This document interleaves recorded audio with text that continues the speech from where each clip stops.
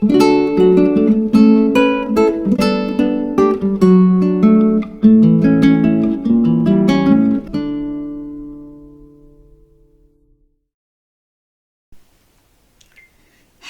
Taurus darling. This is Mary Elizabeth with Sacred Love Tarot, and this is your February 2023 tarot forecast. I hope this reading finds you happy, well, in an attitude of gratitude, and hopefully living your best life.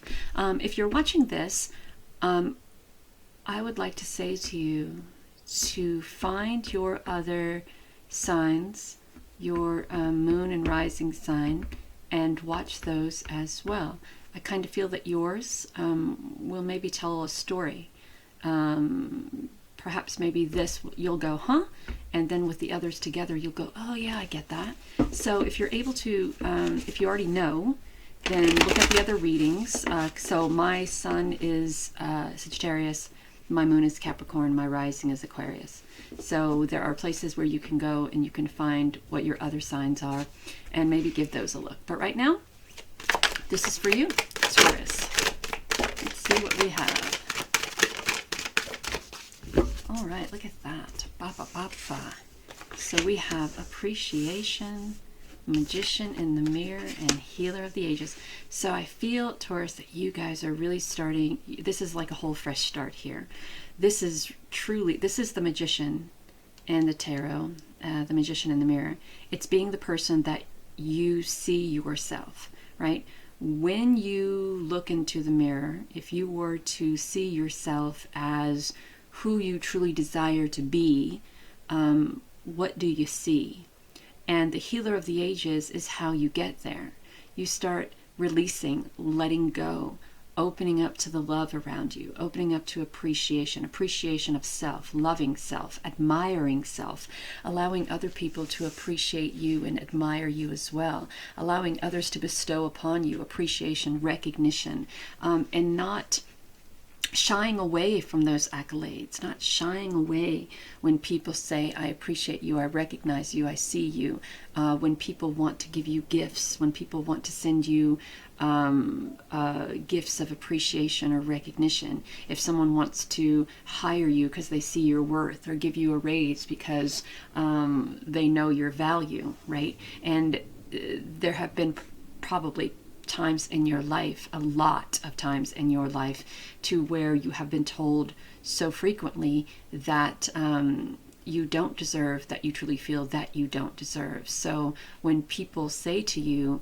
I appreciate you, I admire you, I see your value, I know your value, and things like that, you kind of cringe and maybe shy away from that. And the magician in the mirror is talking about healing, using the elements within you, around you, to heal. Be the person who you see yourself as, and recognizing that you have that power within yourself to create the life that you want, the life of love, the life of compassion, happiness, empathy, the life of appreciation, the life of recognition, the life of comfortability, the life of happy ever after, if you will. And it all starts with healing. And I can't stress that enough. When people talk about healing, we talk about, doing a little bit of this and a little bit of that, and I'm talking about stripping it down to the bare basics of, it's like we'll take a line from Shrek and Donkey.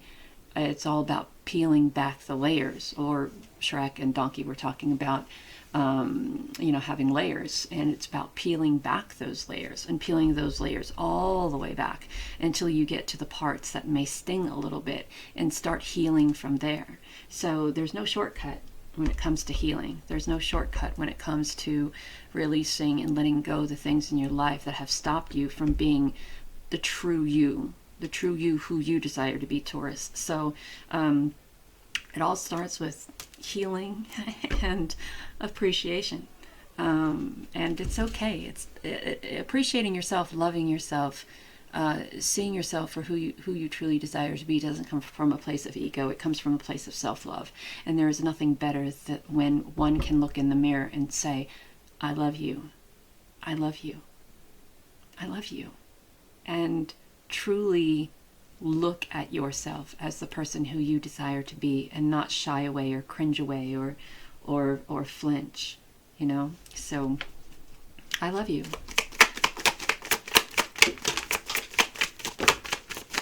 All right, let me pick up one off the floor. Yeah, so we have justice. So it's almost like you have been betrayed, that someone has done something to you, stolen from you, hurt you, deceived you to where it's almost as if like you don't trust anyone anymore, because of this person was probably very close to you. And when you were in this relationship or partnership, there was a part of you that was emotionally stable, right? So, but you were so emotionally stable and grounded that you didn't see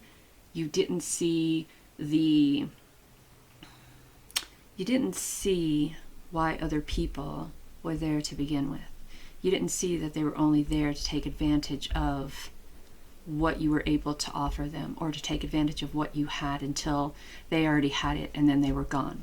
So now we talk about balancing those karmic scales, and we're talking about having faith in either the judicial system or having faith in spirit or source, that you will come back to a time of emotional abundance and security, and that this person will get their just rewards, because you can't go through life stealing and manipulating and taking advantage of people without there being a price to pay. And I kind of feel that this may have happened to you. And so now it's keeping people at a distance and only being, what's the word, Spirit? Only having faith in yourself, right?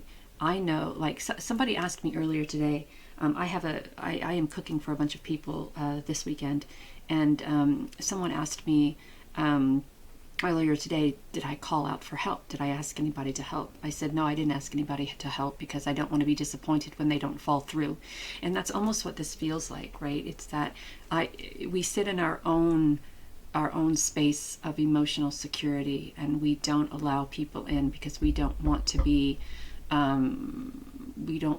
deceived. We don't want to be let down. We don't want to be disappointed, right? And in the Nine of Cups, we are so in our own self that we don't see the chaos around us. We don't see the tide coming in, about to knock down these beautiful sandcastles. We don't see the cat and the crab fighting each other, and one of them possibly getting really hurt, because we're so involved with ourself that we don't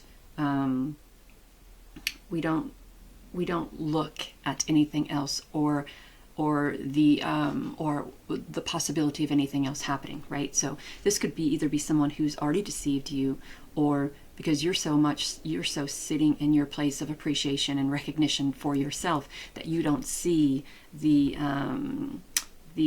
obstacle to come. You don't see the theft. You don't see the deception. So it's good to be in a place of self-appreciation and self-love and recognition and all that, but make sure that your eyes are open to the opportunities and the obstacles that may follow, right? Because we don't want to open our eyes one day. We don't want to open our eyes one day and recognize that someone has totally screwed us over, and there's nothing that we can do about it, right? There is no balancing the karmic scales. There is no. So we want to make sure that we protect ourselves to a point to where, if something does happen, that we are able to deal with it now, instead of not recognizing it and then trying to deal with it later, but nothing comes of it. And I think she's holding a book that says I am, right? So the I am is the most important phrase that you can say for yourself when you're going through this time of healing and creating a life for yourself. I am appreciative. I am abundant. I am balanced. I am. And when we are speaking of ourselves in this way, we are also building up energy to perhaps maybe keep people like this out of our lives. Just be very careful about people who are coming into your energy to deceive you, not to be there to help you.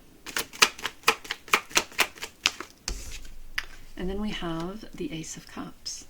And when we are in this mindset of I am, and when we are in this mindset of balancing those scales, and when we are in that mindset of having faith that Spirit and Source is with us, we are also in the mindset of growth and peace and love and tranquility and universal connection, right? So regardless of these two things, if we're here with that appreciation, self-appreciation, self-admiration, self-acknowledgement, spiritual guidance and acknowledgement, we can possibly avoid the negativity that may be trying to sneak in from over here or over there or over there. But there still is healing that needs to be done, and there still is you creating a life that is conducive to your happiness and growth, and not allowing the energies of the ego to enter, or the energy of people who want to manipulate and deceive to enter. Right? We can be in a place of growth and a place of enlightenment and peace, and there can still be people around us who desire to deceive us. We have to make sure that our energy is to the point of not just boosting our emotional ego, but also protecting us spiritually, physically, mentally, and emotionally. Oh my goodness gracious, that card bent in half. So it feels like with the High Priestess that you are very much spiritually connected, right? You're very balanced when it comes to your relationship with Spirit. You could be a reader, you could be a writer, you could be a scryer, you could be a medium, or someone who desires to help others with your spiritual gifts. And the Eight of Pentacles is to keep going, keep practicing, keep working on what it is that you desire to achieve here. And the Eight of Cups talks about walking away from what isn't conducive to your happiness and growth, what is not conducive to your happiness and growth, and start filling those cups up with what you're passionate about, right? Are you passionate about growth? Are you passionate about peace? Are you passionate about your universal connection? Are you passionate about creating a life that you love? Are you passionate about healing? Are you passionate about appreciation or balancing karmic scales? Are you passionate about scrying, tarot reading, rune reading, pendulum reading? Are you passionate about candle magic and bringing things into balance? What are you passionate about? So when you walk away from these things that no longer serve their purpose in your life, that aren't conducive to your happiness and growth, you notice that she's only taking the bare minimum with her, and she is going out in search of what makes her happy, on what not only makes her happy, but what it is that she is passionate about, what makes her feel appreciated and loved and accepted and peaceful, and what brings growth and tranquility and joy and happiness into her life, right? So there, you're on a search for that. And I kind of feel that the High Priestess is what you're looking for. You're looking for that universal spiritual connection. You're looking for that part of you who is connected with your higher divine self. You're looking for that part of you, Taurus, that brings balance to your life. You're looking for that, and you're looking for it through spirituality. And I think that when you find that, you find where you belong in the spiritual realm, and then you start moving forward with what it is that you're passionate about when it comes to tarot reading or pendulum reading or mediumship or healing, and it has the potential of bringing you much abundance and security and prosperity in your life. Very grounded here, very connected to the earth, very connected to the abundance that surrounds you. So keep on doing.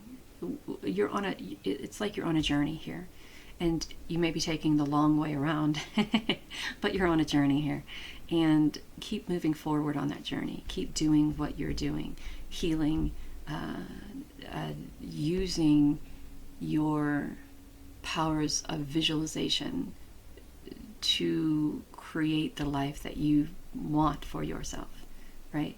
To create the spiritual connection that you see for yourself. And don't be afraid to ask for